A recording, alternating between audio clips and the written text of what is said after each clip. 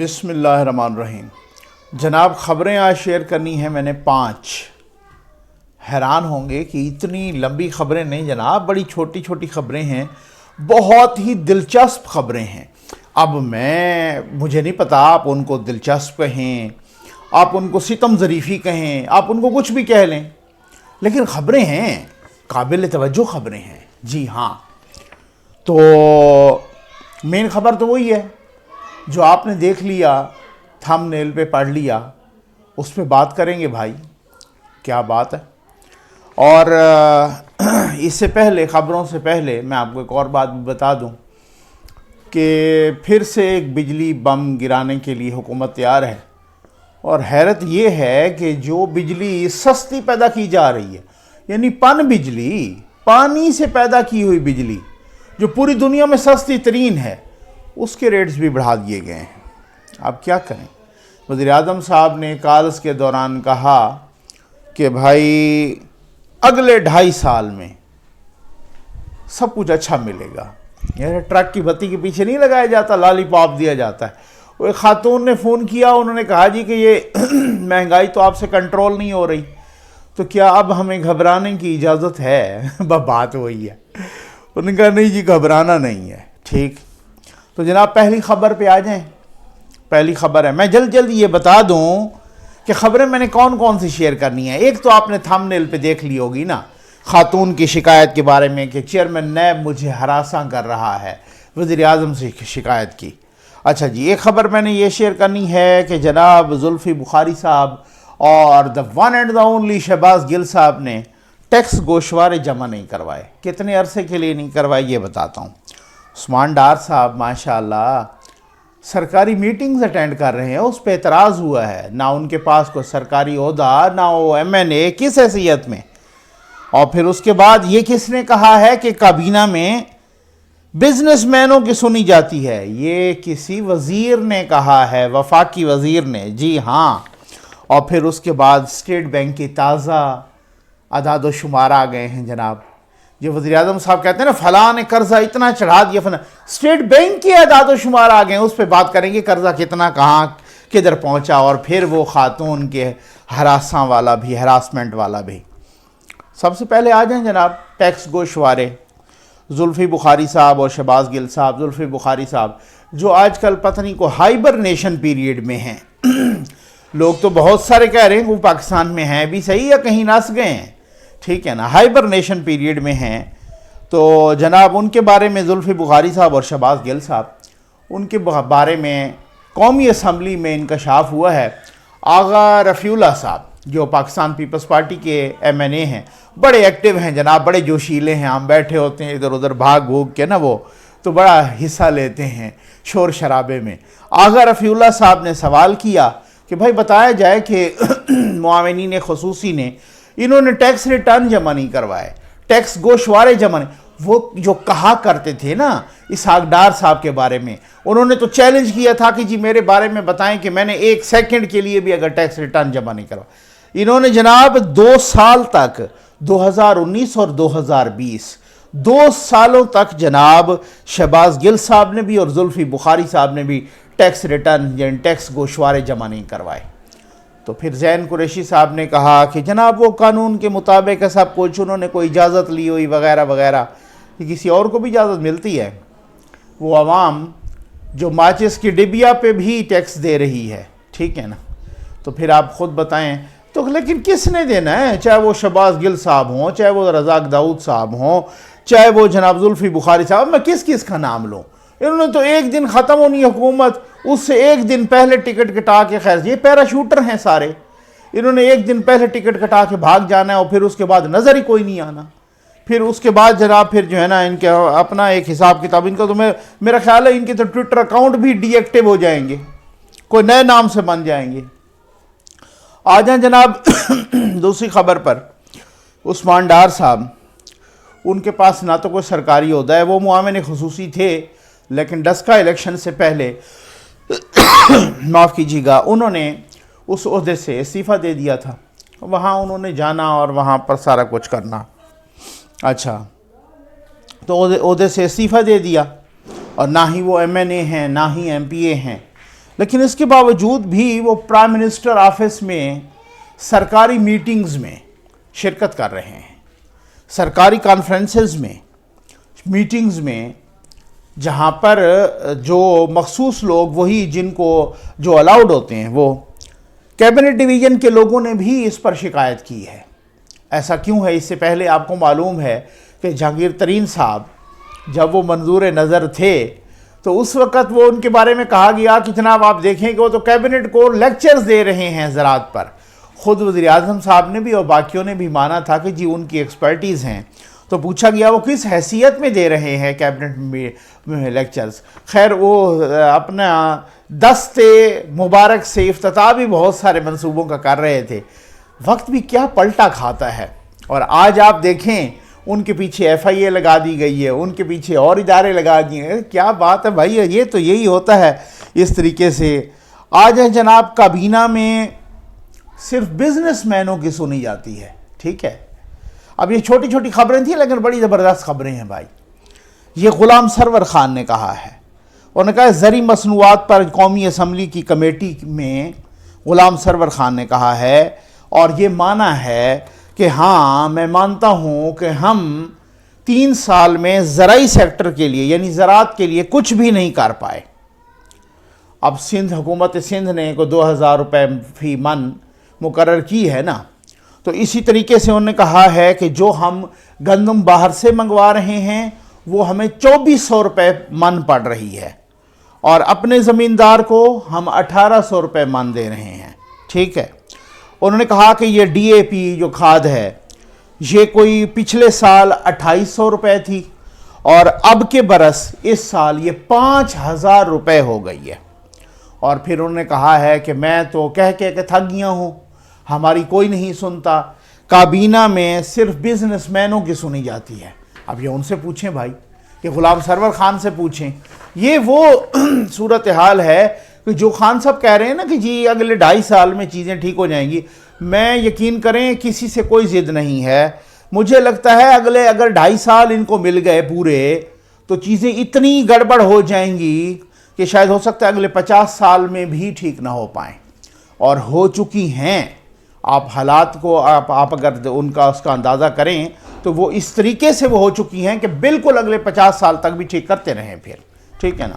پھر صحیح جو سلیکٹرز ہیں، جن کو سلیکٹرز کہا جاتا ہے، وہی جنہوں نے پیغام بھی دیا، میں نے پچھلی ویڈیو میں بتایا کہ جناب آپ ٹھیک کریں۔ کون ٹھیک کرے بھائی؟ جب نیت چلے ٹھیک ہو، صلاحیت ہی نہ ہو۔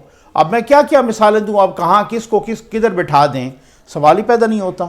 اس طریقے سے نہیں ہوگا۔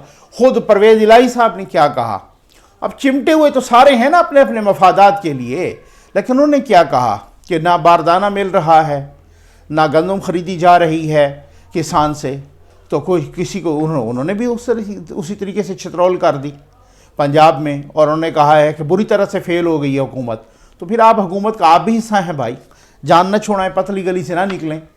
اور اسٹیٹ بینک کے آ جائیں جناب چوتھی خبر پر، اور پھر میں آتا ہوں خاتون کے ہراساں کرنے والی خبر پر، کہ اسٹیٹ بینک کے تازہ اعداد و شمار آ گئے، اور اسٹیٹ بینک کی تازہ لیٹسٹ اعداد و شمار کے مطابق وزیر اعظم صاحب کہتے ہیں نا کہ جناب انہوں نے وہ قرضہ جو مشرف صاحب نے $6000 پر چھوڑا تھا، 6000 ارب پر جو مشرف صاحب نے چھوڑا تھا، نون لیگ اور پیپلز پارٹی کی 2 حکومتوں نے اسے 30,000 ارب پر پہنچا دیا، ٹھیک ہے۔ اچھا، اسٹیٹ بینک کی جو تازہ اعداد و شمار آئے ہیں، انہوں نے تو 30,000 ارب پہ پہنچایا نا، 6,000 ارب سے اٹھایا اور 30,000 ارب پر پہنچایا، کتنے؟ 10 سالوں میں، ٹھیک ہے نا۔ 2 ٹرم ہوئی نا مشرف صاحب کے بعد، پیپلز پارٹی کی، معاف کیجیے گا، 2008 سے 2013 اور 2013 سے 2018۔ پیپلز پارٹی نے تقریباً 18,000 ارب تک، اور پھر اس سے آنورڈ 30,000 ارب تک لائبلٹیز کو ملا کے۔ حالانکہ ڈار صاحب کہتے ہیں کہ جی لائبلٹیز وہ گورنمنٹ کو ادا نہیں کرنی ہوتی، لیکن پھر بھی خیر وہ لائبلٹیز کو ملا کے تو وزیر اعظم صاحب نے اس دن بھی کہا کہ دیکھو جی انہوں نے 30,000 ارب تک قرضہ پہنچایا، ٹھیک، اور ہم نے یہ ادا کیا اور وہ کیا۔ اب اسٹیٹ بینک نے کہا کہ پی ٹی آئی کی حکومت نے اس قرضے میں 50% اضافہ کر دیا. ٹھیک ہے جی. انہوں نے کہا کہ اس دور میں جو 2.5 سالہ دور ہے اس میں پی ٹی آئی کی حکومت نے کپتان صاحب نے اسی قرضے کو 45,000 ارب تک پہنچا دیا. یعنی ان دونوں نے مل کے ذرا آپ چیک کر لیں. ٹھیک ہے, ان دونوں نے مل کے 10 سالوں میں ان دونوں نے مل کے کوئی 23-24 ہزار ارب پیپلز پارٹی اور نون لیگ نے, اور صرف 2.5 سال کے عرصے میں واحد کپتان نے 15,000 ارب چڑھایا قرضہ. اب آپ اندازہ کر لیں. لیکن پھر اس کے بعد کیا ہوگا, یہ پرسوں ترسوں دیکھیے گا, پھر تقریر ہوگی, پھر کوئی نہ کوئی میڈیا ٹاک ہوگی, پھر وہ کہیں گے جناب انہوں نے 30,000 ارب پہ پہنچا دیا. اپنا کوئی بھی نہیں بتائے گا. اور 45,000 ارب یہ میں نہیں کہہ رہا, یہ اسٹیٹ بینک کہہ رہا ہے. اسٹیٹ بینک آف پاکستان کی فگرز ہیں کہ 45,000 ارب پہ کپتان نے پہنچا دیا. تو میں قربان جاؤں ان سننے والوں پر, میں قربان جاؤں ان یقین کرنے والوں پر, میں قربان جاؤں ان شخصیت پرستوں پر. ٹھیک ہے, کہ جو یہ آگے سے سوال نہیں کریں گے کہ بھائی انہوں نے تو 30,000 ارب پہ پہنچایا, کیا آپ نے اس 30,000 ارب کو 30,000 ارب پہ ہی روک لیا؟ کیا آپ نے 32,000 ارب پہ روک لیا؟ آپ نے تو 45,000 ارب پہ پہنچا دیا. اور انہوں نے 10 سالوں میں 2 حکومتوں نے 23-24 ہزار ارب پہنچایا. آپ نے تو 2.5 سال میں وہ ستیہ ناز کیا کہ 15,000 ارب پر قرضہ پہنچا دیا. لیکن پھر بھی جب وہ کہیں گے, پھر وہی اسی تان میں کہیں گے کہ جی 30,000 ارب پہ پہنچایا, دیکھو ان دونوں نے تباہی مچا دی, اور میں نے جو 15,000 ارب اضافی لے لیا اور 45,000 ارب, تو وہ کوئی آئی ایم ایف کو ہمیں لوٹانا نہیں پڑے گا. وہ کیا ہے, وہ کپتان صاحب حساب کیا کرتے تھے, آپ کا ہر بچہ اتنے 1,000 ارب کا مقروض ہے, آپ کا وہ بچہ جو نومولود ہے وہ بھی اتنے 1,000 ارب کا مقروض ہے. ذرا آج تو حساب کر کے دیں کہ ہمارا ہر بچہ کتنے 1,000 ارب کا مقروض ہے. آ جائیں جناب ہراسگی کیس پر, ہراساں کرنے پر. قادر پٹیل صاحب, آپ کو پتہ ہے قادر پٹیل صاحب پاکستان پیپلز پارٹی کے ایم این اے ہیں, ہمارے دوست ہیں, بڑے زبردست دبنگ انسان ہے, اور پتہ نہیں وہ پھر آپ کو پتہ ہے کیا کس طریقے سے جو ہے نا وہ قومی اسمبلی میں بولتے ہیں. قادر پٹیل صاحب نے خیر فیکٹس اینڈ فگر کے ساتھ, اپنا اعداد و شمار کے ساتھ بتایا کہ جناب اسپیکر, یہ 10 مئی 2019 وزیر اعظم کے شکایت پورٹل پر ایک شکایت آئی, اور وہ شکایت ایک خاتون کی جانب سے تھی. اس خاتون کا نام طیبہ گل تھا. ٹھیک, اور اس نے شکایت کی, اس خاتون نے, کہ چیئرمین نیب مجھے ہراساں کر رہا ہے, جنسی طور پہ ہراساں کر رہا ہے. اور اس خاتون نے 10 مئی 2019 کو ایک ویڈیو بھی اس وزیر اعظم صاحب کے شکایت پورٹل پر اپلوڈ کر دی. ٹھیک, اور کہا کہ دیکھیں جی مجھے چیئرمین نیب جو ہے نا ہراساں کر رہا ہے. کہا کہ اس وقت انہیں کہا گیا کہ جناب ہم آپ کی جو اپلیکیشن ہے اس کو انسانی حقوق کی کمیٹی میں بھجوا رہے ہیں. جو بعد میں یہ ہوا کہ 10 مئی 2019 کو تو انہوں نے شکایت کی نا, 17 مئی 2019 کو وہی ویڈیو چلنے لگی ٹی وی پر. اب آپ دیکھ تو لیں کیا بات ہے, کیسے کیسے انہوں نے کس طریقے سے وہ ویڈیو چلائی. اب وہ کیسے آئی ویڈیو, کیا حکومت کا اس ویڈیو میں کوئی تعلق تھا, وہ ویڈیو آئی کیسے, وہ ویڈیو پھر 10 مئی 2019 کو وزیر اعظم پورٹل پر آئی, اور پھر وہاں سے جناب وہ ویڈیو نکل کے کس طریقے سے ایک ٹی وی چینل کو دی گئی, اور اس ٹی وی چینل کا مالک خود وزیر اعظم صاحب کا معاون خصوصی تھا. ذرا ڈاٹس تو ملائیں نا, ٹھیک ہے نا.